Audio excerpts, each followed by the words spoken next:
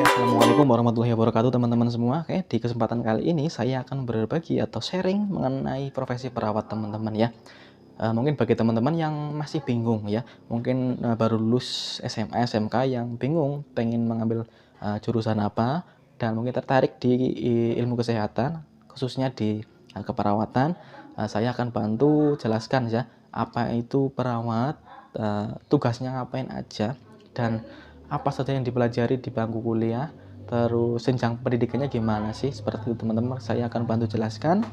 Oke, jadi nanti teman-teman ya jangan lupa subscribe ya saat nonton video ini teman-teman ya. Subscribe setelah selesai nonton dan tekan loncengnya juga teman-teman ya. Oke, teman-teman semua ya.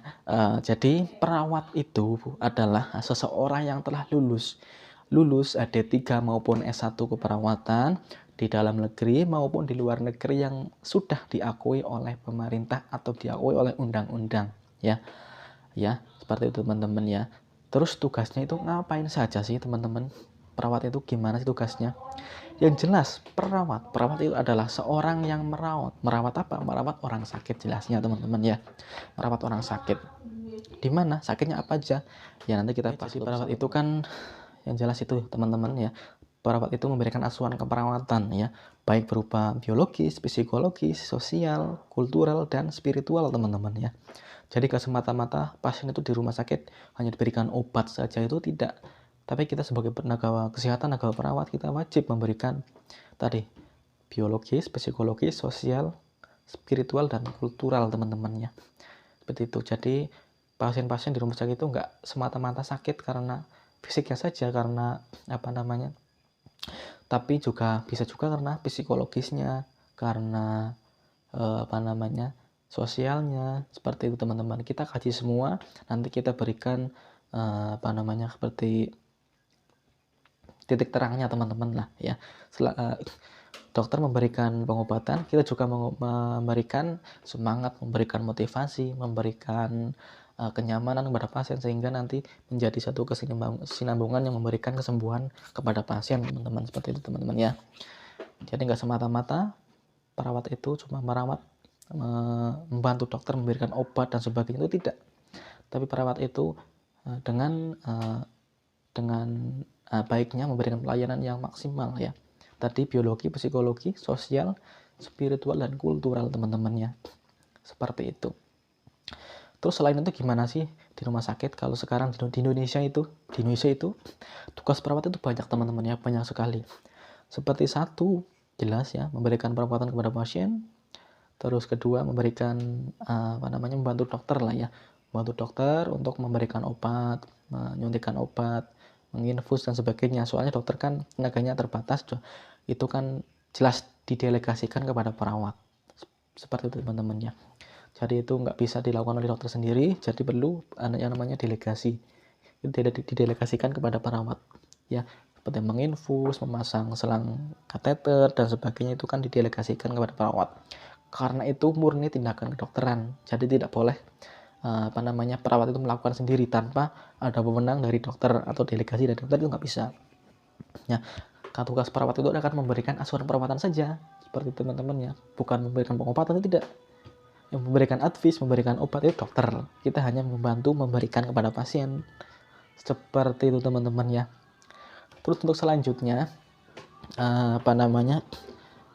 untuk gajinya berapa?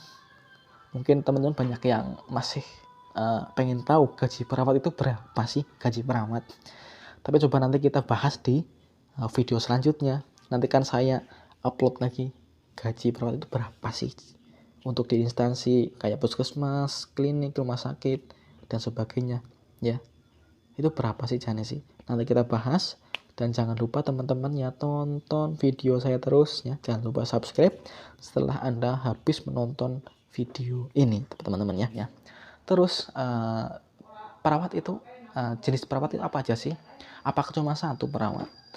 Bukan seperti itu teman-teman ya. Perawat itu banyak sekali. Ada perawat luka, ada perawat home care, ada caregiver teman-teman ya.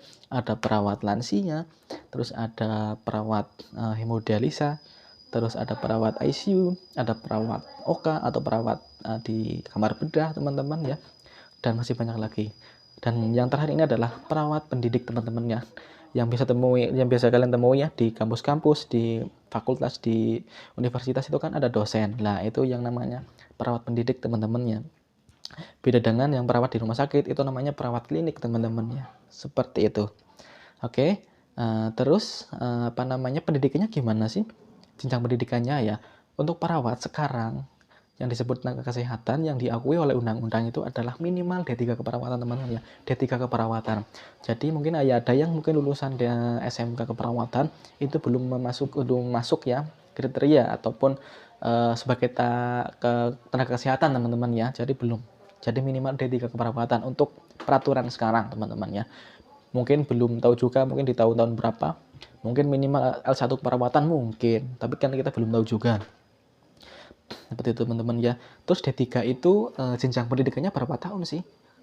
Jenjang pendidikannya adalah 3 tahun teman-teman ya, 3 tahun ya, 3 tahun seperti itu. Nah, terus S1 berapa? S1 4 tahun yang jelas ya.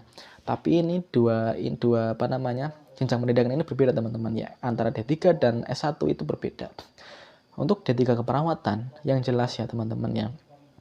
Setelah lulus keperawatan itu langsung bisa melakukan praktek keperawatan ya di klinik, di rumah sakit, di puskesmas ataupun praktek mandiri keperawatan ya.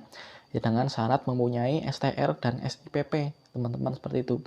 Beda dengan S1 keperawatan ya. Jika teman-teman mungkin nanti lulus S1 keperawatan 4 tahun itu tidak bisa langsung mendapatkan izin praktek teman-teman ya. Tidak bisa mengurus STR dan SIPP. Kenapa? Karena S1 perawatan itu harus melakukan proses ke profesional. Jadi harus melengkapi ataupun lanjut di profesional. Karena apa?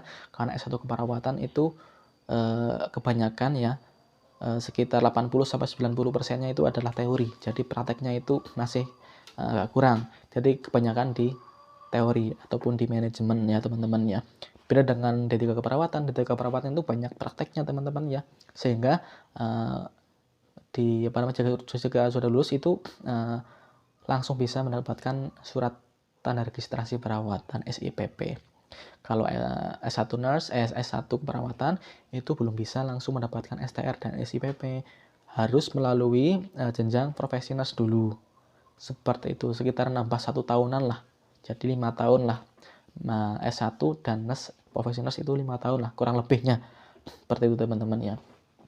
Dan setelah profesional itu langsung bisa mendapatkan surat tanda registrasi perawat dan SIPP ya teman-teman ya. Seperti itu.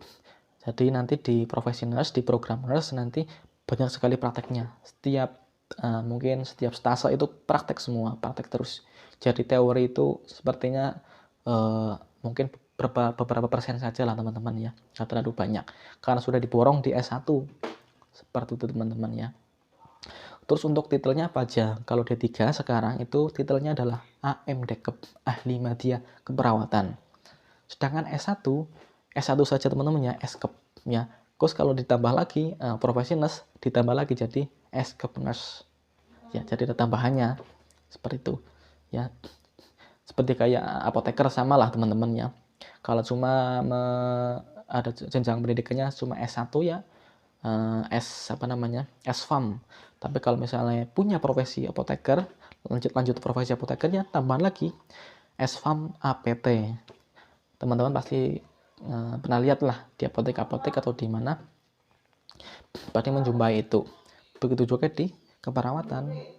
Itu kalau misalnya S1 keperawatan ya Skep, kalau lanjut ke profesional ya Skep nurse. Seperti itu teman-teman ya. Terus juga perawat juga bisa melanjutkan ke jenjang berikutnya yaitu S2, program magister dan program S3 juga sekarang sudah ada ya. Walaupun belum banyak di Indonesia tapi sudah ada lulusan untuk doktor lah. S3 sudah ada teman-teman ya. Seperti itu. Terus untuk tugasnya ngapain saja sih perawat itu teman-teman ya? Itu teman-teman ya. Selain merawat pasien, kita juga wajib memberikan kayak macam edukasi seperti penyuluhan, pendidikan kesehatan dan sebagainya teman-teman ya. Tapi yang patut diacungi jempol teman-teman ya, untuk profesi perawat ini jarang loh seperti itu. Kita itu mempelajari berbagai macam disiplin ilmu teman-teman ya.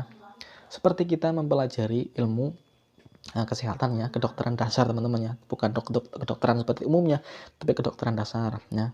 Mempelajari patologi kayak penyakit-penyakit dan sebagainya lah teman-teman ya. Kita mempelajari ilmu gizi, jelas kita pelajari.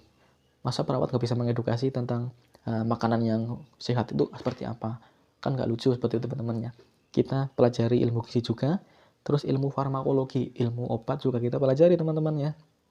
Terus selanjutnya psikologi teman-teman, kita juga pelajari. Kita juga wajib memberikan intinya kenyamanan lah kepada pasien ini biar cepat sembuh, seperti itu teman-teman ya.